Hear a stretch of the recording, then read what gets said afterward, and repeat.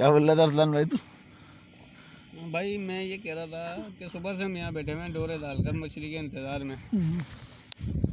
जितनी ख्वारी हम यहाँ कर रहे हैं, अगर इतनी ख्वारी किसी गली के नुक्कड़ पे बैठकर छानेबाजी करते ना तो आज लड़की सेट हो जाती। यहाँ मछली खाली जो है एक सेट नहीं हो रही हमसे। यहाँ पे बैठ के टाइम ज़ाया करते तो लड़की का चेहरा तो नज़र आता है, मछली का मुंह तक नज़र नहीं आ रहा है। सुबह से भी खुआर होगा, सुबह से ख्वार होगा भाई, क्या करें।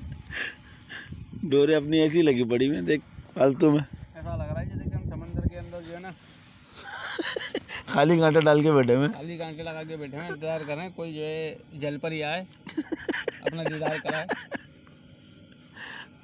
हाँ यार सही कह रहा डोरों की वजह से हम पीछे मुड़ के भी नहीं देख रहे हैं, कुत्ते आ रहे हैं, भैंसें आ रही हैं, हमारी जो है फट रही है, क्या हो रहा है।